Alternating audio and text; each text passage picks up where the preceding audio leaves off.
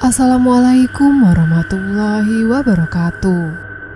Selamat datang kembali di Drupadi Horor. Namun sebelum kamu mendengarkan, jangan lupa subscribe dan nyalakan loncengnya agar kamu dapat notifikasi dari video terbaru selanjutnya.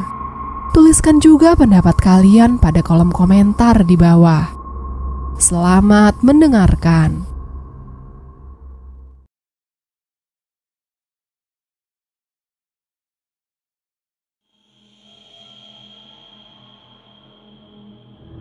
Kembang Laruk.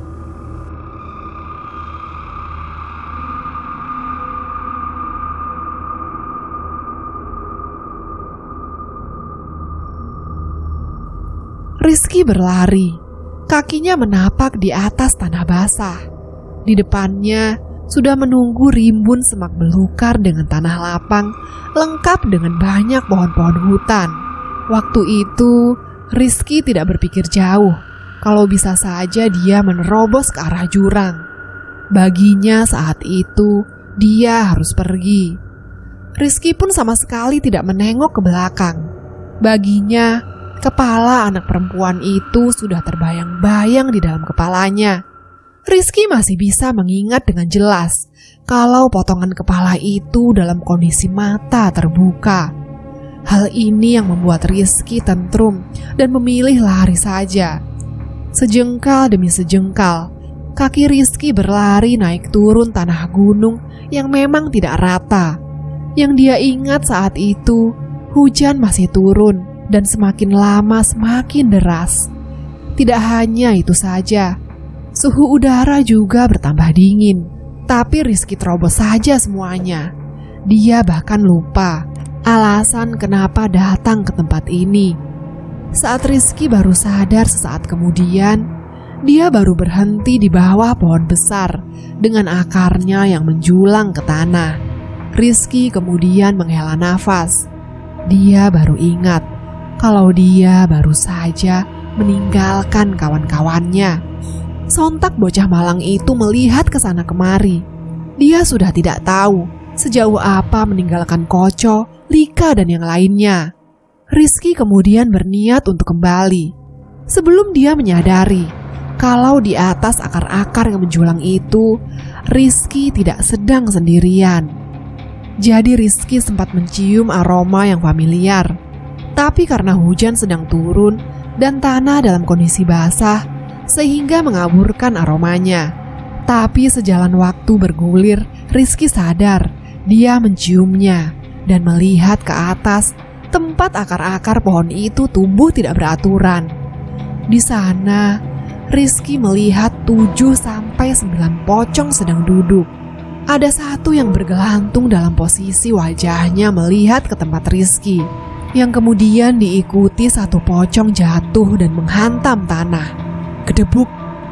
Rizky termangu. Wajah pocong ini seperti daging dicacah halus. Tidak butuh waktu lama bagi Rizky, yang kemudian berlari menjauh dari pohon itu. Kakinya bergerak sesukanya, menembus semak belukar yang ada di hadapannya. Saat itu, Rizky tahu kalau makhluk itu semuanya sedang melihat ke arah Rizky. Untungnya, sekumpulan pocong itu hanya melihatnya saja. Belum berhenti di sana. Saat Rizky sedang menapaki tanah naik yang mulai berlumpur, Rizky terpeleset jatuh. Dengan kepala bagian belakang menghantam tanah lebih dulu. Rasanya sakit sekali, sampai membuat Rizky menggeliat. Untungnya makhluk itu tidak mengejarnya. Rizky pun bangun. Dengan badan terseok-seok, Rizky membuka isi tasnya. Niat hati dia mau mengambil senter. Tapi tak berselang lama, Rizky lagi-lagi merasa diawasi oleh sesuatu yang sedang bersuit-suit. Rizky tentu sadar, apa mungkin jika itu kawan-kawannya yang sedang mencarinya. Dengan senter yang ada di tangan, Rizky kemudian melihat pemandangan seperti kebun yang dipenuhi dengan pohon karet. Hal ini terlihat dari guratan pada badan pohon. Rizky pun berjalan masuk ke sana, di mana Jarak antara pohon tidak terlalu jauh dengan kabut yang menyelimutinya. Semakin masuk, suara suwit atau siulan itu semakin terdengar. Rizky tentu saja berteriak untuk menunjukkan posisinya sambil mengarahkan senter ke atas, berharap ada yang bisa melihat dan menemukannya. Kabut semakin tebal dan udara semakin dingin, tapi Rizky tak kunjung bertemu siapapun. Tapi semakin ke dalam, jarak antara pohon semakin renggang. Hal ini mungkin terdengar sederhana, tapi rasa-rasanya Rizky mulai merasa ada yang janggal dari tempat ini. Dan saat itulah suara siulan itu lenyap sudah, berganti menjadi suara tertawa yang pernah Rizky dengar. Si nenek kembali. Kabut yang seperti asap putih kalau terkena sinar bulan, seperti menunjukkan bayang wanita tua berambut panjang keriting berjalan dengan punggung bungkuk melewati satu pohon ke pohon lain. Kemudian lenyap saat Rizky melihatnya, dan seiring waktu dia muncul diiringi suara mengikiknya. Rizky sadar dia terancam. Tapi kabur dari tempat ini bukan perkara mudah. Dia paham kalau memang tidak ada jalan buat dirinya kecuali Rizky mengikuti kemana suara itu membawanya. Di atas batu di ujung jalan kebun pohon karet, Rizky melihatnya sedang duduk membelakangi. Saat jarak mereka terpaut beberapa langkah, Rizky ingat kalau di keadaan sesulit apapun, dia kudu berdoa kepada Tuhan. Maka Rizky bersiap membacanya. Tapi belum juga doa terucap dari bibirnya, sosok di depannya berbicara. "Ora perlu ndonga, nek jero atimu ra yakin le, entek-enteki waktu." Suaranya persis seperti suara nenek-nenek pada umumnya. Sosok itu tidak berbalik. Dia masih duduk membelakangi Rizky. "Kowe ijen yo. Apa tujuanmu mrene le? Golek apa?" Rizky tidak berani bicara. Bagaimanapun, sosok yang ada di depannya ini bukan manusia. Hanya saja, entah kenapa Rizky merinding sewaktu di dekatnya.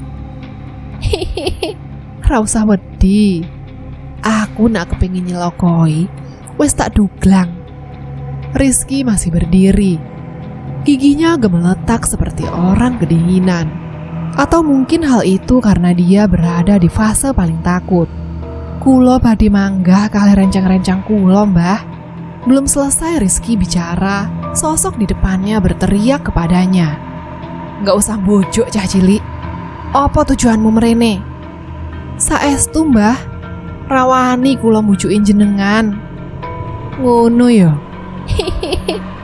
Mrene lek ngono. Nyedek." Rizky menurut. Dia berjalan setapak demi setapak. Aroma tubuhnya wangi Kamboja. Nenek itu memanggil, melambai-lambaikan satu tangannya ke arah Rizky. Tapi anehnya, dia masih tetap dalam posisi membelakangi Rizky. Saat Rizky mendekat pun, dia sempat melihat sebagian wajahnya yang menghadap ke depan. Dia tidak mengerti alasan kenapa sosok ini memanggilnya mendekat. Rizky hanya berani berdiri di belakang punggungnya. Ia menghindari wajahnya.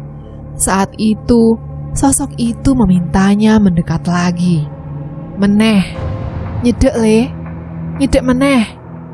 Sampai Rizky bisa mencium wangi aroma Kamboja yang sangat kuat. "Temoen sirah Simbah, ben kue ngerti Simbah wangine wangi kembang opo." Rizky diam saja saat sosok itu mengatakan hal itu. Kemudian sosok itu berteriak lagi, "Temoen!" Rizky akhirnya menurut. Perlahan, kedua tangannya menyentuh bagian sisi kepalanya, yang berarti rambut bagian belakang nenek-nenek itu. Ada tonjolan aneh pada tempurung kepala sosok yang ada di hadapannya ini. Bahkan ada beberapa lubang yang janggal. Tapi anehnya, aromanya semakin wangi. Rizky yang meraba bagian tempurung kepalanya, kemudian menyisir rambut putih itu. karena Rizky merasa hal ini terasa semakin aneh. Dan sewaktu Rizky berhasil membiak rambut nenek tua itu, Rizky melihat rupanya di balik rambut yang keriting panjang itu ada wajah lain menyeringai kepadanya. Jadi yang sejak tadi bicara dengan Rizky adalah bagian belakangnya. Beliau kemudian mengatakan satu hal yang nampaknya Rizky pahami. Tambah wangi tambah kuat. Wangi gak mesti apik le. Tak tuduhno dalan mulih. Siji nggal siji sing nang kene wis sadar ambek ambumu. Rizky mundur dan secara bergantian wajah itu melihat Rizky. Melu simbah yuk. Gendongan simbah le. Lapo le? Kue ragu. Aku eruh dalan mulih. Rizky teringat kawannya yang lain. Tapi nampaknya sosok yang ada di depannya pun tahu. Kancamu niate gak gawe munggah gunung le.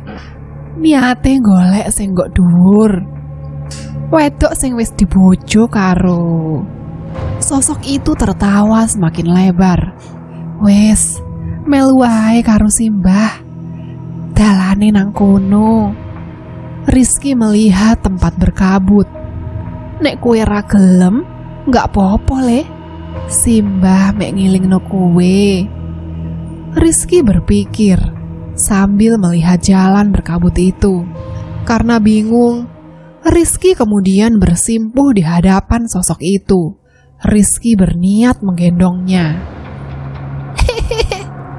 Rizky pun menggendongnya. Tubuhnya tidak seberat yang Rizky awalnya pikirkan. Karena bagaimanapun, Rizky sadar ada di dataran yang tidak seimbang.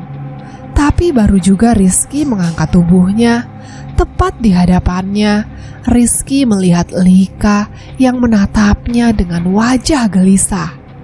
Kue lapo? Tanya Lika. Wajah Lika dipenuhi goresan luka. Bahkan kulitnya lebih pucat dari biasanya. Rambutnya yang diikat terkembang, seolah menunjukkan kalau Lika sama berantakannya dengan kondisi Rizky saat ini. Apa anak ini mencari dia sampai sebegitunya? Anehnya, Lika masih bertanya kepada Rizky. Kue iki lapo? Jawaben. Rizky melihat nenek yang sedang dia gendong. Wajahnya menyeringai lebar melihat Lika yang berdiri di hadapannya. Karena Rizky tak kunjung menjawab, Lika kemudian berspekulasi. Kowe gendong sopo? Apa nyai? Lika mulai mengerti. Apa kowe gendong nyai? Apa nyai nawari kowe dalan mulih? Rizky bingung. Apa Lika tidak bisa melihat Simbah seperti dia melihatnya? Ojo percaya omongane. Percaya ambek aku. Kue bakal digawa mulih. Dokno nyai saiki. Setelah Lika mengatakan itu, nenek yang Rizky gendong memeluknya semakin erat dan mencium aroma badan Rizky dari batang lehernya. Rizky merinding tiba-tiba. Padahal cawe tok iku kate gunakno kue le. Rizky yang mendengar itu melihat Lika dengan ekspresi wajah yang berubah, dan Lika menyadarinya. Ngomong apa nyai? Ngomong nek aku ngapusi kue. Lika berniat mendekat, tapi Rizky berjalan mundur. Tenang, ujar Lika. Aku ra bakal menang karo demit. Dadi saiki terserah kue. Kue ra bakal iso mulih. Tak pastekno iku. Nek gue gak percaya karo aku saiki. Lika masih diam. Mendengar itu, Rizky mulai goyah. Cah goblok. Cewek tok iki duwe tujuan terselubung karo gue le. Ojo nuruti cangkeme. Terlalu lama menunggu, Lika kemudian menurunkan tasnya. Enggih nyai, jenengan menang. Monggo jenengan gowo cah kui. Tapi nyai, bapak titip niki ten kula.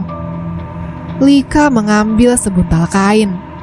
sebuntal kain kafan berwarna putih yang bernoda merah karena darah. Lika membuka temalinya dan menunjukkannya di depan Rizky. Tumpukan gelenjar daging yang busuk sekali. Aroma yang sama seperti aroma kepala yang Rizky lihat ada di dalam tas Lika. Niki, satu sehari-hari ini bayi. Nenek yang ada di punggung Rizky sempat diam dan melotot. Lidahnya terjulur keluar, tapi tangannya memeluk Rizky semakin erat. Sosok itu nampak aneh. Raiso, ra cukup, mek satus, ra gelem aku. Kurang. Lika menunggu Rizky. Rizky kemudian bicara dengan suara terbata-bata. Katanya kurang. Lika mengerti. Wajahnya nampak kesal, tapi dia kembali mengambil sesuatu dari dalam tasnya. Rambutku nyai. Piye? Jenengan purun. Tapi ojo gawa Rizky. Nenek itu menyeringai semakin lebar sambil berujar, rambutnya cah perawan. Lika mengambil pisau dan memotong setengah bagian rambutnya sampai menyisakan potongan sebahu. Dia melemparkannya di atas ari-ari itu. Rizky kemudian bersimpuh dan wanita itu merangkak turun. Rizky melihat nenek itu memasukkan gumpalan ari-ari yang bercampur rambut Lika ke dalam mulutnya. Setiap dia mengunyahnya membuat Rizky mual. Dia baru menyadari sosok itu begitu rakus. Lika pun berbisik kepadanya, "Ayo, liane wes ngenteni." Rizky melihat Lika dari belakang. Di dalam tasnya pasti masih banyak yang dia bawa. Untuk apa benda-benda yang amis itu sebenarnya? Tapi melihat potongan rambutnya yang tidak rata, ternyata tidak mengurangi kecantikannya. Rizky bahkan semakin tertarik dengan wanita ini. Setelah melewati pohon besar tempat Rizky melihat pocong yang untungnya sekarang tak dia temui saat bersama Lika, subuh sepertinya mau tiba. Terlihat dari langit yang berwarna kebiruan. Lika berhasil sampai di pos kedua bersama dengan Rizky. Di sana, dia melihat teman-teman yang lain. Putri yang pertama mendekat, bertanya kepada Lika, "Nyai?" Lika mengangguk, melewati Putri, kemudian tidur di atas lantai pos kedua. Rizky kemudian melihat Koco yang mendekatinya dengan wajah seperti ingin memukulinya. Di situ, Rizky melihat ada yang aneh.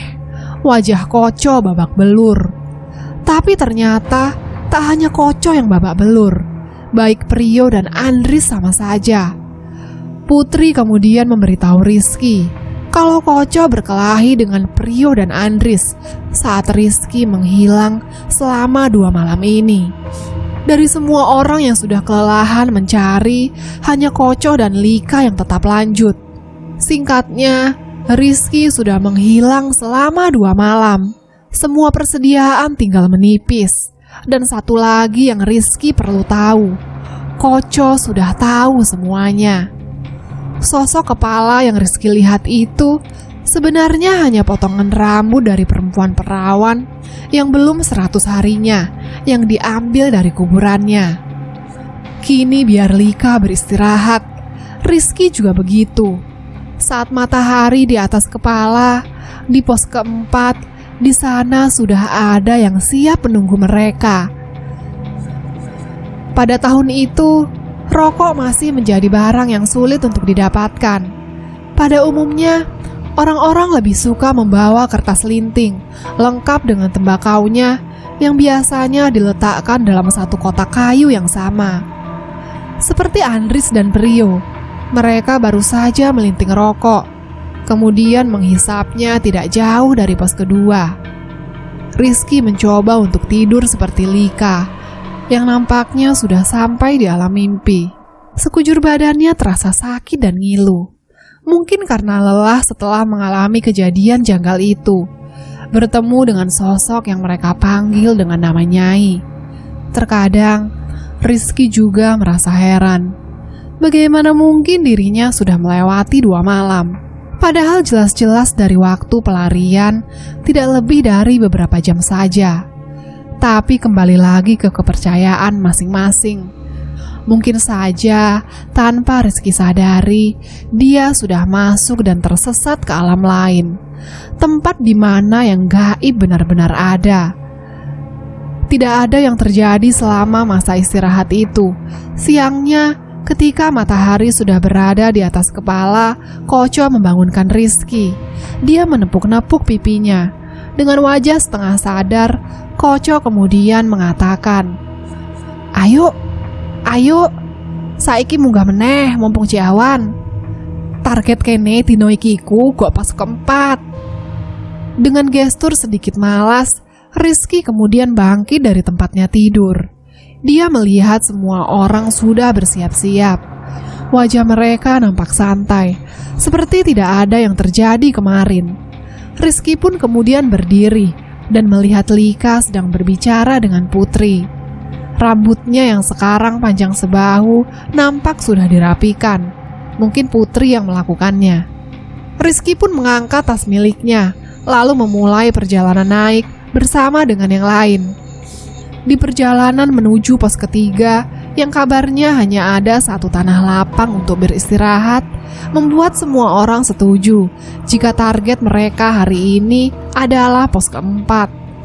Konon, pos ketiga hanya gemah yang dibabat alas, membuat Prio selaku orang yang memimpin menargetkan pos keempat. Bahkan jika memungkinkan, mereka mau langsung merangsek sampai pos kelima.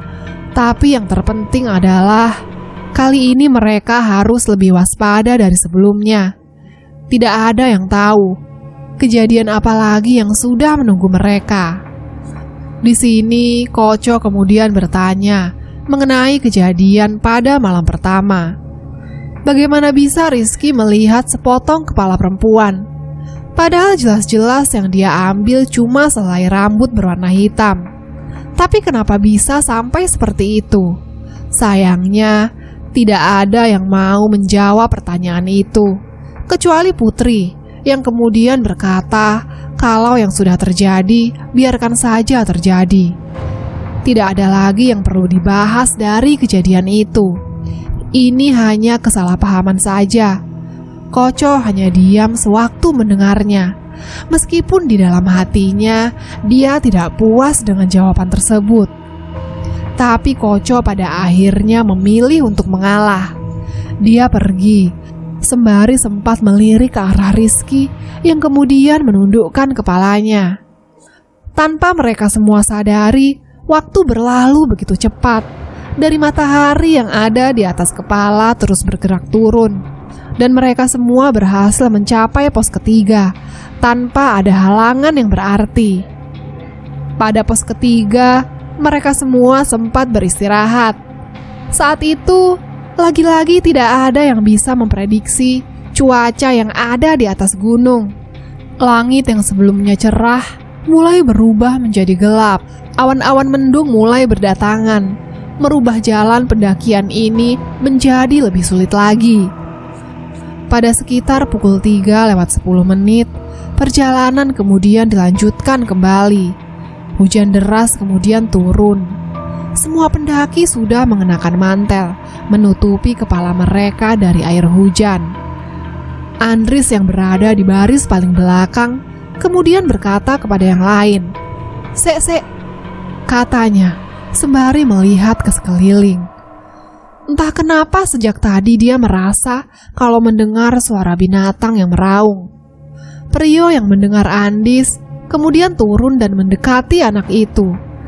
Mereka berdua kompak diam, sembari memasang pendengaran mereka masing-masing. Rizky yang juga ikut melakukan hal yang sama pun mulai merasa aneh. Lagi-lagi, bulu kuduknya berdiri tanpa ada sebab yang jelas. Tapi mereka semua hanya mendengar suara gemeresak dedaunan yang dihantam oleh air hujan. Tidak ada suara raung binatang seperti apa yang dikatakan oleh Andris. "Jam piro saiki?" Tanya Priyo tiba-tiba kepada yang lain. Putri mengambil potongan arloji di dalam tas miliknya, kemudian berkata kepada Priyo, "Jam 3:15. Priyo nampak sedang berpikir, sambil sesekali dia menggedek-gedekkan kepalanya. "Butuh pirang jam meneh sampai gawe nang pos keempat." Mendengar itu, Lika kemudian menjawab, "Nek lancar palingan butuh 4 jam meneh." Priyo mengangguk, pertanda dia mengerti.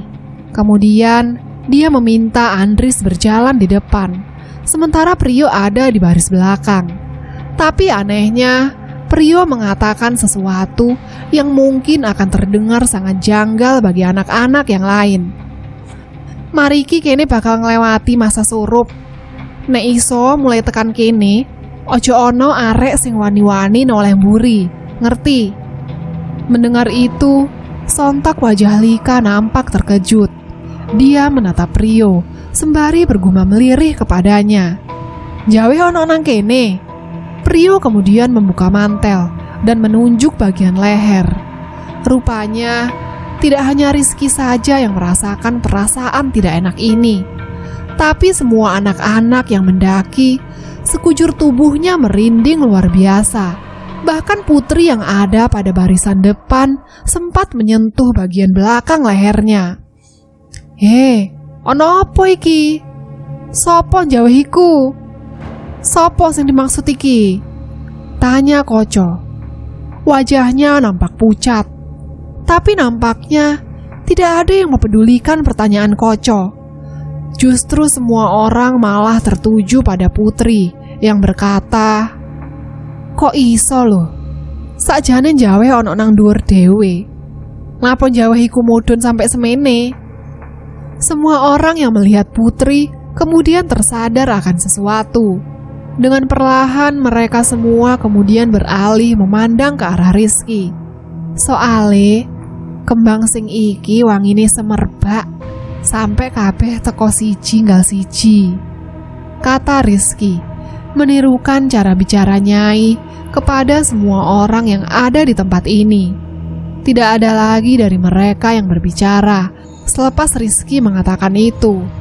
Rasa-rasanya semuanya sudah mengerti penyebab sosok yang paling dihindari di gunung ini sampai turun sejauh ini. Priyo tetap mengatakan untuk tidak menoleh ke belakang, meskipun Priyo tidak menjelaskan akibatnya. "Kurang sak jam meneh surup, Mas. Piye?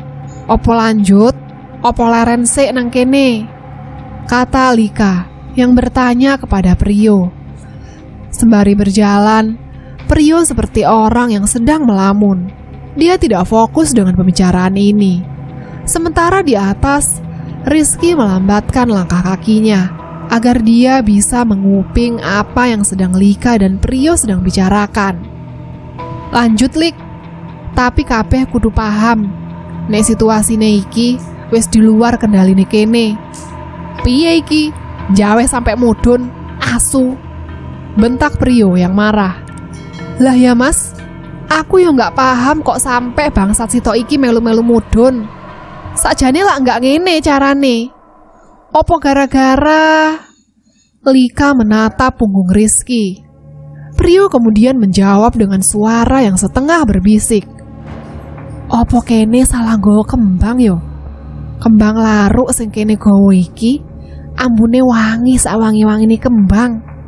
Mergo iku sing nang dhuwur siji nggal siji pasti mudhun." Lika kemudian berhenti berjalan. Priyo pun ikut berhenti. Tapi Priyo tak berani melihat ke belakang. Dia menunggu Lika menyusul dirinya dan berbicara. "Artine, saiki ono kemungkinan nek demit siji iku ya bakal teko. Ono kesempatan kanggo nolong si Mbak." Priyo mengangguk. "Sakjane ngono. Sakwise pos keempat, kene bakalan eruh nang ndi mbakmu disingitno 2 tahun kepungkur iki." Waktu terus berjalan. Sampailah mereka pada titik hutan yang banyak ditumbuhi tanaman liar bersemak belukar. Di atas sini, suhu udara semakin dingin. dikarenakan hari juga mulai gelap. Selain itu, hujan juga tak kunjung reda. Rizky menggigil sembari mengusap-ngusapkan tangan. Putri kemudian memberitahu, beberapa menit lagi waktu surup akan segera dimulai. Prio yang berada di barisan belakang kemudian berjalan semakin cepat untuk menyusul yang lain. Di sana, di bawah pohon pinus, Prio kemudian menjelaskan permainannya. Ojo ono siji sing wani-wani noleh nang mburi. Apapun yang terjadi, sekalipun kue krungu suarane kancamu njaluk tulung, ojo direken. Iling, sampai aku ngomong aman. Kowe kabeh kudu nuruti aku. Nek enggak, Prio sempat menelan ludah. Aku karo Lika ranjamin kowe bakal iso balik dalam keadaan urip. Putri, Andris, Koco, dan Rizky semuanya kemudian mengangguk dalam kondisi saling melihat ke punggung masing-masing. Prio kemudian menjelaskan lebih lanjut urutan pendakian ini dan tidak boleh dirubah posisinya. Mereka semua harus saling menjaga satu sama lain. Yang berada di depan adalah Andris dan Putri. Di tengah-tengah ada Rizky dan Koco. Sementara di bagian paling belakang ada Lika dan Prio. Urutan ini tak boleh berubah sampai di pos keempat. Mereka saling memberi botol minum yang tersisa, meneguknya sebelum wajah mereka melihat waktu surup yang pada akhirnya tiba. Mendadak, angin dingin berhembus pelan menyapu badan mereka. Tapi anehnya, hembusan angin yang ini membuat degup jantung mereka berdetak semakin cepat. Perasaan ini adalah seburuk-buruknya perasaan yang pernah Rizky dan yang lain rasakan satu sama lain. Dengan cepat, semua orang kemudian melangkah lebih cepat dan tegas dari sebelumnya. Rizky hanya mendengar derap kaki teman-temannya saja. Semua orang nampak ingin segera sampai ke pos keempat. Rizky juga hanya bisa melihat punggung 3 orang yang ada di hadapannya. Rizky terus tertuju pada punggung Putri, Andris, dan Koco. Dia sama sekali tidak bisa melihat Lika dan Prio yang ada di belakang. Waktu itu, kabut sudah mulai menyelimuti sela-sela pepohonan. Rizky belum pernah merasakan kalau sekujur badannya saat ini kedinginan sekaligus ketakutan. Beberapa kali juga Rizky seperti melihat ada wajah-wajah manusia yang mengintip dari celah-celah pepohonan. Mereka diselimuti oleh kabut yang tebal. Bersama-sama mereka saling mengingatkan satu sama lain. Ra usah direken, lurus, delok nang arep wae, teriak Putri. Tapi sedikit demi sedikit, perasaan was-was dengan sosok-sosok yang memperhatikan mereka semakin kentara. Mereka semakin menunjukkan eksistensinya. Hujan mulai reda, meskipun masih rintik-rintik. Rizky mulai melepaskan penutup kepalanya. Dia masih berjalan mengikuti punggung Koco yang ada di hadapannya. Sebelum tiba-tiba saja, dia mendengar dengan jelas suara jeritan Lika yang datang dari arah belakang. Sontak hal ini membuat tubuh Rizky berhenti bergerak. Rizky mematung diam. Melihat ada yang aneh pada tubuh Rizky yang tiba-tiba diam, Lika cepat-cepat berkata, "Ono opo? Kowe rasa noleh? Ojo percaya. Aku karo Prio gak popo." Setelah Lika mengatakan hal itu, tak lama kemudian terdengar suara tertawa yang seperti sedang menertawakan Rizky. Suaranya seperti suara anak-anak kecil yang cekikikan. Anehnya, sepertinya hanya Rizky yang bisa mendengarnya. Lika kemudian bertanya, "Kowe sempet mandek perkara apa?" Rizky kemudian menjawab, "Mau, aku krungu kaya ana suaramu jerit. Tak kira awakmu njaluk tolong." Lika kemudian berkata, "Gak, aku gak jerit ket mau. Tambah aku ra roh nek ana suara. Tapi aku paham awakmu pas sempet mandek. Pasti ana apa-apa. Mangkane awakmu dideleh nang tengah." Seketika Rizky hanya bisa membatin. Tipu Muslihat sosok ini jauh lebih sulit dibandingkan Nyai yang menunjukkan wujudnya secara terang-terangan. Priyo kemudian ikut berkata, "Ojo sampe kowe ndelok jaweh. Percaya karo aku. Ojo kebujuk Ris karo demit siji iki." Rizky hanya bisa mengangguk setelah mendengarnya. Bagaimanapun juga, Rizky bisa merasakan kalau sosok yang mereka bicarakan ini jauh lebih gelap dibandingkan Nyai. Rombongan terus berjalan naik, sementara suasana gelap sudah menyelimuti tempat ini. Rizky dan yang lain sudah memegang senter di tangannya masing-masing. Mereka masih mengikuti alur di mana Koco mengikuti punggung Andris. Begitu pula dengan Lika dan Priyo yang berjalan mengikuti Rizky. Hujan deras kemudian kembali turun, membuat Rizky menggunakan penutup mantel di kepalanya lagi yang sebelumnya dia turunkan. Medan pendakian juga menjadi semakin sulit. Di depan banyak ditemui hambatan tanah berlumpur. Terpaksa satu persatu dari mereka mengeluarkan tenaga yang besar. Beberapa kali Rizky juga menghela nafas berat, karena selain medan yang menyusahkan, suhu udara juga terasa semakin dingin. Teriakan-teriakan dari Putri, Koco, dan Priyo saling bersahut-sahutan satu sama lain. Mereka saling memberikan nasihat untuk tetap tenang dan tidak terburu-buru. Saat itulah Rizky kemudian mencium aroma yang sangat wangi. Aroma dari sepuhan ratusan kembang melati. Dan aroma ini berasal tepat di belakang Rizky. Sontak Rizky seketika terdiam, merinding. Dia merasa kalau di belakangnya ada sosok lain yang bergabung bersama dengan Lika dan Priyo. Tapi Rizky mencoba abai dengan situasi ini. Dia terus menerjang medan yang sulit itu, kemudian tetap mengikuti punggung Koco yang juga mengikuti punggung Putri dan Andris. Hanya saja semakin lama, wangi aroma melati membuat rasa penasarannya kian meninggi. Apa Lika dalam bahaya? Kejadian ini kemudian mengingatkan Rizky dengan apa yang dikatakan oleh Nyai kepadanya. Tambah wangi, tambah bahaya. Entah kenapa, ia kemudian terngiang-ngiang dengan kalimat itu, sampai tanpa disadari, kakinya menjejak pada tanah yang gembur. Sedangkan yang lain, Koco, Putri, dan Andris menapak pada akar-akar pohon. Seketika Rizky tersungkur jatuh sendirian, diikuti teriakan Lika dan Priyo yang terkejut melihat kegawatan ini. Sayangnya, mulai dari barisan Koco sampai Putri, tidak ada yang berani menoleh melihat ke belakang. Setidaknya itu yang Rizky rasakan waktu itu, sebelum tubuhnya menerjang jatuh ke bawah. Untungnya jatuhnya Rizky tidak berakibat fatal, karena tubuh Rizky sempat tertahan menghantam akar pohon lain. Otomatis sekarang Rizky berada di barisan paling belakang. Dan saat itulah dia kemudian bisa melihat punggung Priyo dan Lika yang ada di hadapannya. Hal ini membuat Rizky melotot tidak percaya dengan apa yang dia lihat.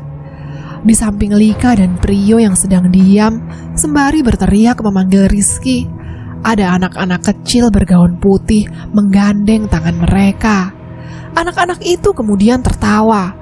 Suaranya sama persis dengan sosok yang menertawai Rizky tadi. Mereka menoleh melihat Rizky dengan wajahnya yang buruk rupa, seperti daging yang mengelupas dari tengkorak kepala mereka. Kemudian, anak-anak ini memberi gestur di bibir sembari menunjuk. Rizky yang merasakan getir ngilu di sekujur tubuhnya tidak mengerti maksud dari sosok anak-anak kecil ini. Tapi Rizky menyadari satu hal. Aroma melati itu tidak berasal dari tubuh anak-anak misterius ini. Tapi aroma melati itu masih berada tepat di belakangnya. Tak berselang lama, Rizky merasakan ada yang menyentuh bahunya. Rizky termangu ketakutan, melirik sepotong tangan dengan 5 ruas jari. Pada umumnya manusia normal hanya memiliki 3 ruas pada setiap jarinya. Tapi yang ini sampai memiliki 5 ruas jari dengan kuku yang cukup panjang. Aroma sepuhan wangi melati tercium menyengat dan membuat Rizky melengus menutup hidungnya. Dari arah belakang, suara berat itu kemudian terdengar di telinga Rizky. Aweh, aweh. Terdengar seperti aweh atau mungkin jaweh. Anehnya, tubuh Rizky kaku, tidak berani bergerak. Sementara anak-anak perempuan itu terus tertawa, seperti sengaja menertawai Rizky. Mereka terus-menerus menunjuk Rizky. Saat itulah hal yang tidak pernah diduga-duga dilakukan oleh Prio. Pemuda itu menoleh ke belakang, wajahnya pucat. Prio kemudian berlari tunggang-langgang naik ke atas sendirian. Tak peduli apapun yang ada di hadapannya, Prio berlari sendirian melewati Koco, Putri, dan Andris. Rizky yang melihat peristiwa itu kemudian sadar kalau aroma melati yang ada di belakangnya sudah lenyap. Rizky kemudian berdiri. Dengan gestur yang sadar kalau Prio dalam bahaya besar, ia kemudian berlari menuju ke tempat Lika. Dia mengingatkan kalau Jawe saat ini sedang mengejar Prio. Lika yang mendengarnya nampak terkejut, wajahnya pucat pasi. Dia kemudian berkata, "Rapa kau selamat?" Lika kemudian menarik tangan Rizky, membawanya mendekat ke arah yang lain. Putri tampak bingung, kenapa tiba-tiba Prio berlari seperti itu. Dengan wajah datar Lika berkata, "Cepat, ayo nang pos keempat." Putri hanya diam. Dia sadar ada yang tidak beres. Sementara Rizky melihat di atas dahan-dahan pohon semakin banyak anak-anak yang duduk menggoyang-goyangkan kakinya. Mereka masih menertawai Rizky. Koco dan Andris pun terpaksa memimpin di depan sebelum aroma itu kembali diikuti suaranya. Rizky berkata kepada Lika, "Nyai balik." Mendengar itu Lika mengangguk, dan semua orang yang ada di sana berlari sekuat tenaga. Rizky pun melakukan hal yang sama. Sayup-sayup suara wanita tua itu tertawa semakin keras, sampai membuat Rizky bergidik ngeri melihat sosoknya yang merangkak. Sembari berlari, Lika berteriak kepada Putri, "Tiangi nang pos keempat kan?" Putri mengangguk sembari berkata, "Iyo, Nyai rawani mlebu pos keempat. Soalnya wes bedo teritorine." Koco yang berlari paling depan ikut berteriak, "Asline ki kene ki lapo melayu? Seumur-umur gak tahu aku ndaki terus melayu koyok maling dikejar-kejar." Rizky dan yang lain tidak peduli. Mereka saling berlarian meninggalkan satu sama lain. Koco pun akhirnya tidak punya pilihan lain selain ikut mengejar Andris yang sudah berada di depannya. Saat itulah medan naik terlihat dan Putri menunjuk itu. Pos keempat. Akhirnya mereka sampai. Semua orang seketika melesat masuk ke dalam gedung tua yang berukuran sedang. Lika melihat ke jendela, mengamati apa yang ada di luar. Saat itulah Rizky mengatakan kalau Nyai sudah pergi. Hal ini terasa dari aroma wangi tubuhnya yang sudah lenyap. Tapi rupanya ini belum selesai. Andris yang pertama menyadari kalau di dalam bangunan tua ini ada seorang pendaki yang sedang duduk menatap mereka dengan pandangan mata yang dingin. Seorang pemuda biasa yang memiliki kulit pucat yang seperti mayat. Rizky kemudian meminta semua temannya mundur. Dengan gemetar Rizky kemudian berkata kalau pemuda yang ada di depannya ini meskipun memakai baju pendaki, tapi aroma tubuhnya wangi sekali, seperti aroma minyak kasturi. Rizky tahu dia bukan manusia. "Kulo kesasar, boten saged mudhun. Oleh kulo gabung kalian jenengan sekalian." Rizky melihat Lika. Bulu kuduk Rizky merinding di dekat anak laki-laki ini. Wajahnya nampak tak memiliki emosi. "Saya masih manusia kok," katanya. Tapi Rizky tidak percaya. Lika dan Putri saling memandang. Kalau saya menolak pun rasa-rasanya Mas juga pasti ikut kan? Laki-laki itu tersenyum menyeringai. Enggih, saya akan tetap memaksa untuk ikut kalian. Semua orang seketika terdiam. Lika kemudian tak mempedulikan laki-laki itu. Sekarang Lika menagih janji kepada Putri. Nang endi kampunge? Nang endi tiange? Kudu ono sing nyamben aku sik, Lik. Andries kemudian maju. Dia berkata, kalau seharusnya ini pekerjaan Prio. Tapi orang itu sudah pergi dan tidak tahu bagaimana keadaannya. Sementara Lika juga tidak mengerti caranya. Rizky dan Koco sama bingungnya. Apa yang dimaksud nyamben ini? Putri akhirnya menunjuk Andries, memaksa bocah itu melakukannya apapun resikonya. Mereka sudah berjalan sejauh ini. Naik atau turun sama bahayanya. Andries nampak ragu. Dia ingin menolak, tapi Lika melotot ke arahnya. Anak itu pun akhirnya setuju melakukannya. Di depan bangunan itu, Andries menyalakan kemenyan yang dibawa oleh Lika. Dia juga mengambil daun pandan. Sementara Putri melepas seluruh pakaiannya di depan semua orang. Koco pun sampai ternganga melihatnya. Tidak ada yang tahu apa yang mau dilakukan Putri. Hanya menggunakan pakaian dalam di tengah suhu yang sangat dingin, Putri kemudian memberi gestur orang yang seperti bersimpuh di depan tungku kemenyan yang mengepulkan asap. Andries yang berdiri di belakangnya kemudian melilit leher Putri sampai anak itu tersedak dan meronta-ronta. Rizky dan Koco sempat mau beraksi menghentikan Andries, tapi dihentikan Lika. Sementara wajah Putri sudah kemerahan, matanya melotot ke atas. Sebelum dia rubuh tak sadarkan diri. Andries membuang kain yang dia gunakan untuk melilit sekaligus daun yang ada di dalamnya. Saat Rizky bertanya apa yang dilakukan oleh Andries yang memilih diam dan masuk ke bangunan sendirian, tiba-tiba tersentak saat melihat Putri menciumi tubuh Rizky. Dia seperti binatang yang mengendus. Dengan wajah menyeringai dia berkata, "Kembang iki iso nduduhi nang endi mbakmu, Nduk?"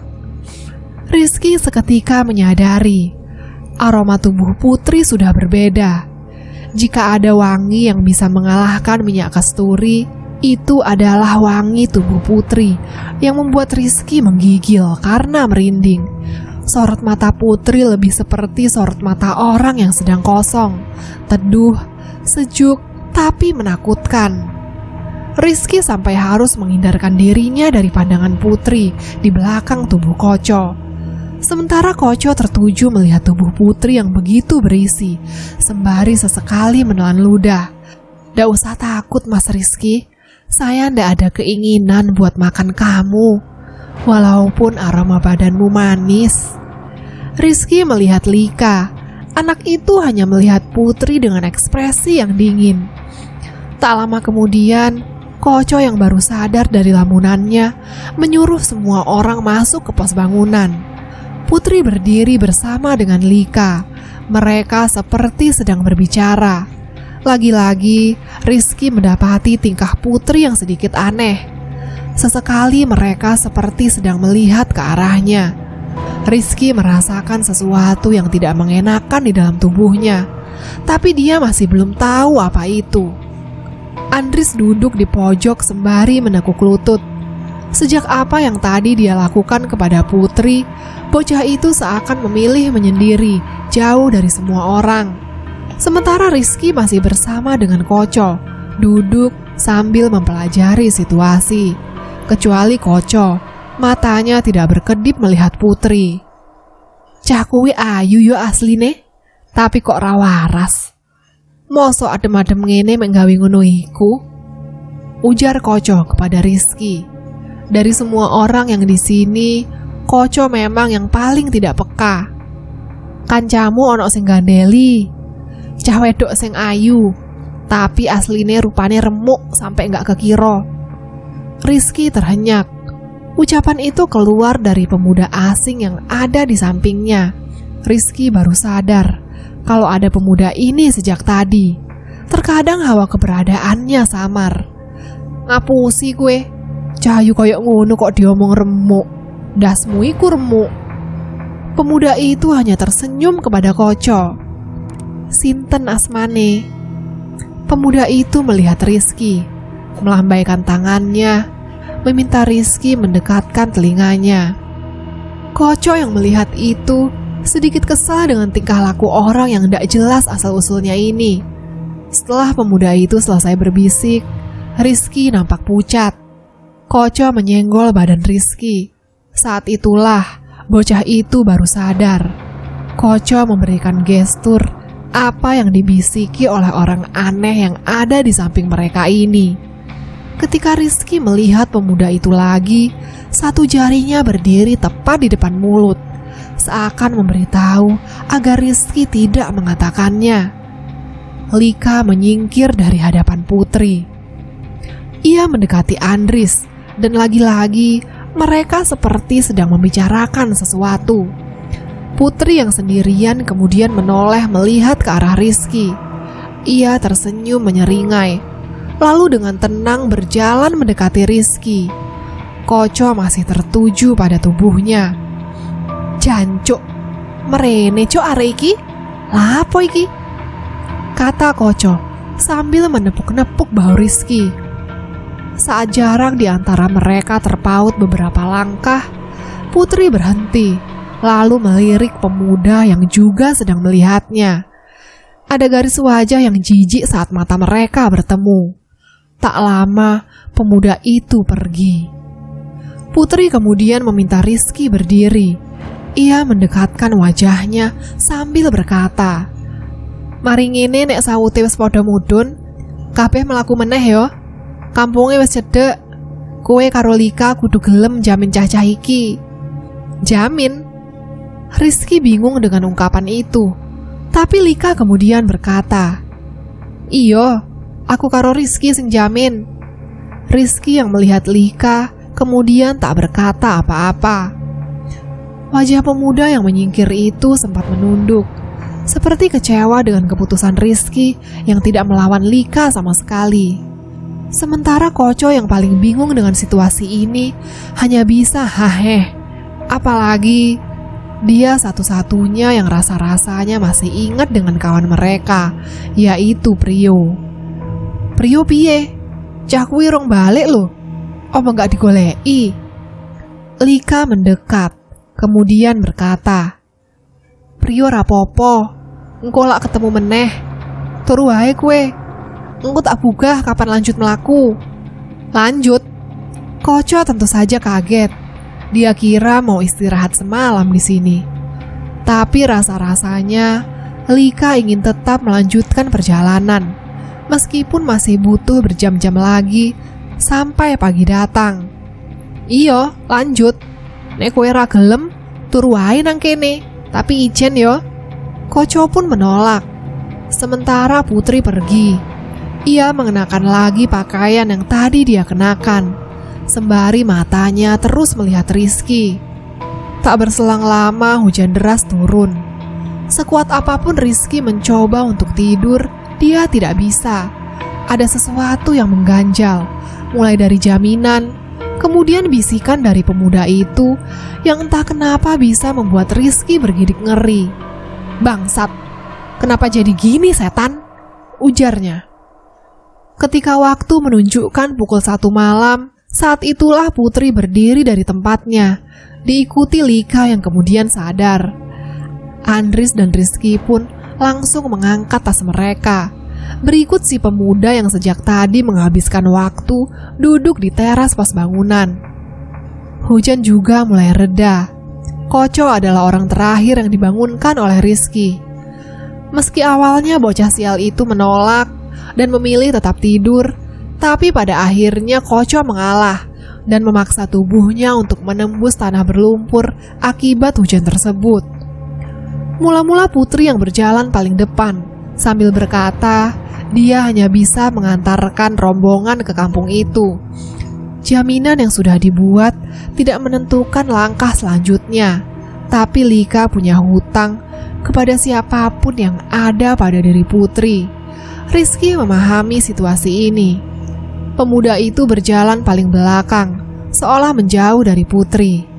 Rizky sesekali mengawasi wajahnya yang benar-benar pucat. Matanya cekung dengan bibir kebiru-biruan. Sementara Lika yang berada di belakang Rizky berjalan tanpa peduli apapun. Tanah yang tidak rata dengan kepadatannya yang menggembur menyulitkan medan ini. Beberapa kali mereka nyaris terperosok atau terseok. Di bawah pohon-pohon besar dan tinggi, satu persatu dari mereka mulai merasakan gejala yang aneh. Dimulai sekujur badan mulai merinding. Putri menunjuk bahwa tidak lama lagi semua orang akan sampai di kampung itu. Lebih baik tidak ada yang pergi atau berpencar, karena semakin dekat kampung akan semakin banyak warganya yang sudah siap menyambut. Barisan pohon-pohon besar itu semakin lebat, dengan semak nyaris setinggi badan manusia, menutupi setiap sela dan tidak memberikan kesempatan mata untuk mengeksplor lebih jauh apa yang ada di depan. Lika berjalan semakin cepat, karena Putri menambah kecepatan, termasuk si pemuda. Si pemuda yang awalnya ada di belakang, tiba-tiba saja sudah melewati Rizky dan Koco. Tak ada yang tahu apa dan tujuan pemuda ini untuk memaksa tetap ikut. Sementara Koco, dari raut wajahnya, sepertinya tubuhnya sedang dalam kondisi yang tidak menyenangkan. Beberapa kali dia bernafas lebih panjang. Saat jarak mereka terpaut sekitar 10-12 langkah, Koco menarik ransel Rizky sebelum berujar, "Hancuk, kebelet ngising aku." Rizky yang mendengarnya hanya bisa diam sambil menatap Koco nanar. Rizky kemudian melihat ke depan. Hanya Andris yang nampaknya menyadari kalau Rizky dan Koco tertinggal. Rizky menjelaskan keadaannya. Dengan terpaksa seluruh rombongan pun berhenti. Hanya Lika yang nampak geram melihat kejadian ini. Tak lama, Putri mendekat, lalu menawarkan diri untuk mengantar Koco. "Gak popo, iki wes kawasan kampunge. Ayo, nang kuno ono godhong kriwuk, tak terke." Koco pun setuju. Mereka berdua pergi menembus semak belukar yang tidak jauh dari mereka. Rizky yang merasa Koco dan Putri sudah pergi terlalu lama mulai khawatir. Apalagi ia berkali-kali merasa sungkan dengan Lika yang melihatnya dengan sorot mata dingin. Rizky pun berkata akan menyusul mereka berdua. Saat itu Andris menawarkan diri, tapi Rizky menolak. Rizky menyingkirkan setiap daun rimbun yang menghalanginya. Dedaunan ini menyerupai daun muris yang mempunyai dimensi lebar. Terkadang sayatan rantingnya membuat kulit Rizky terasa perih. Saat menjelajah semakin jauh, samar-samar terdengar suara Koco yang mengejan. Sebelum gedebuk, suaranya seperti karung jatuh atau sesuatu yang menyerupainya. Rizky berhenti sebentar, menyingkirkan rimbun yang menghalangi pandangannya. Dan lagi-lagi suara gedebuk jatuh terdengar lagi, bahkan hingga 2-3 kali dalam satu waktu yang berdekatan. Rizky tidak tahu suara apa itu tadi, jadi dia melanjutkan langkahnya. Ketika melewati satu pohon kembar, di mana di bagian tengahnya terdapat tanah agak menurun, disitulah Rizky menemukan Koco, sedang melihatnya dengan ekspresi orang yang bersusah payah mengeluarkan apa yang ada di perutnya. Rizky pun menyingkir ke bagian sisi pohon sambil berteriak, "Nang di Putri!" Suara Koco terdengar, di mana dia mengatakan kalau Putri ada di bagian sisi pohon yang lain. Rizky pun mengerti. Tiba-tiba suara gedebuk itu kembali dan mengejutkan mereka berdua. "Kue krungu gak sih koyo ono suara runtuh?" Koco yang ada di bawah menjawabnya, "Krungu. Suarane kayak kelopo runtuh." "Yang ngendi ono kelopo nang tengah gunung ini ki?" "Lah iku mangkane," jawab Koco. Di tengah-tengah percakapan itu, Rizky kemudian melihat benda jatuh itu dari arah tempat seharusnya Putri sedang berada. Begitu pula dengan Koco. Suara benda jatuh juga terdengar di belakangnya. Rizky pun berjalan mendekat, melewati bagian tengah tempat Koco bisa melihat Rizky. Dengan langkah kaki pelan, Rizky melihat apa yang jatuh dari balik pohon itu. Saat dia melihat selembar kain yang membungkus, warnanya putih kusam dalam kondisi terbaring. Karena samar, Rizky mengamatinya. Di sana, Rizky melihatnya.